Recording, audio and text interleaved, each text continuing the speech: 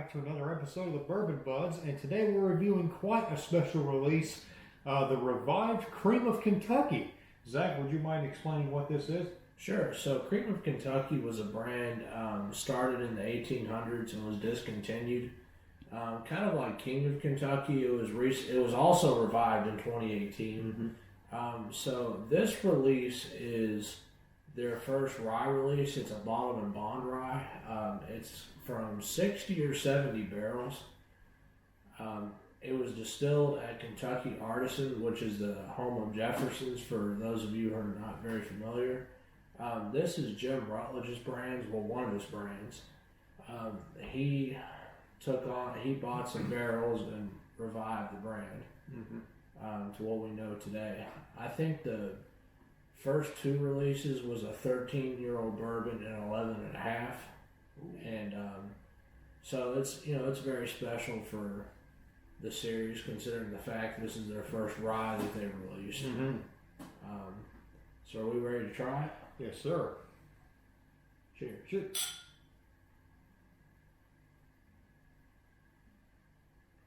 That's like raisins immediately. Absolutely, and it's not only like raisins, but it also, even the smell itself kind of reminds me of like a dry. So it even smells dry, if that makes sense. Yeah, like dry fruit. It's got a sweetness on like a very faint, on the end of that. And the rye is it helps with the sweetness. I mean, just the nose of this is really good. It's unlike anything I've ever smelled in either rye or bourbon. Absolutely.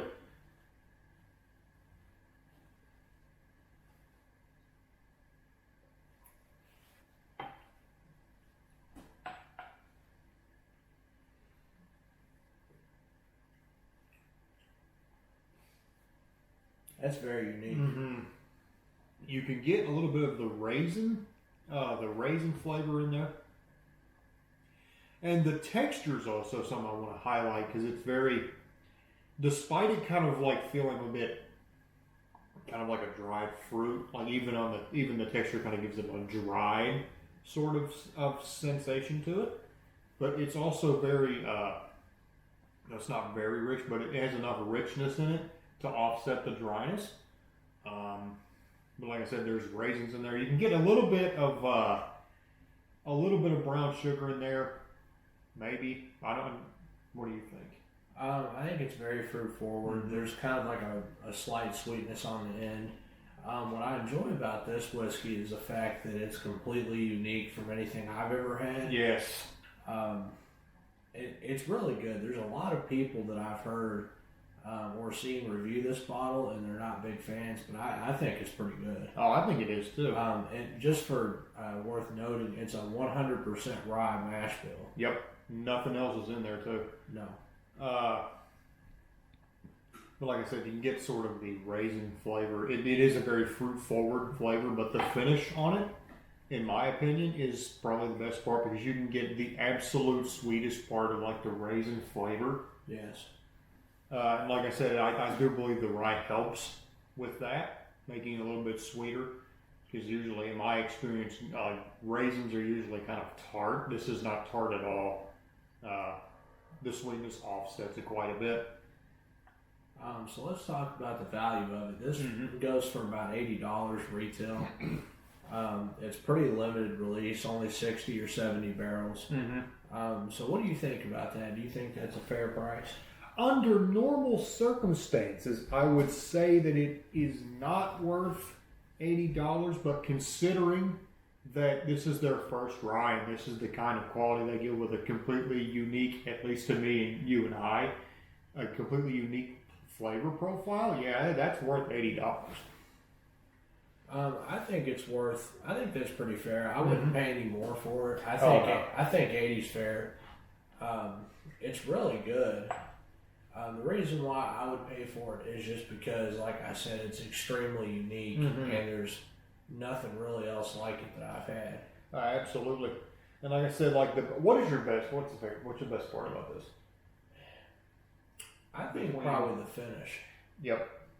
Because that is like the best part. That's the sweetest part of the whole bourbon. Like you take Let the finish settle in your tongue a little bit, and like I said in some previous episode, take it and inhale through your mouth, and it opens up a lot of the flavor.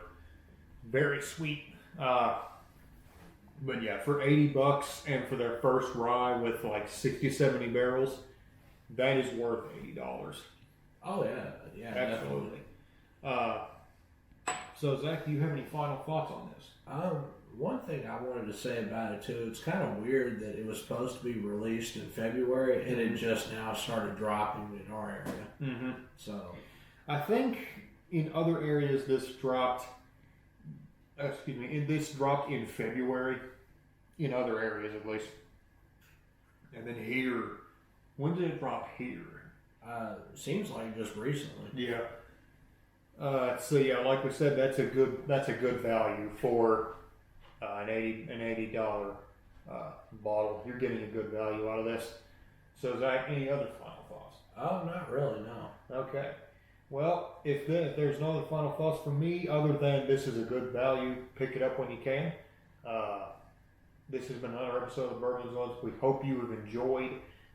Be sure to like and subscribe and click the bell icon so you're notified when we upload.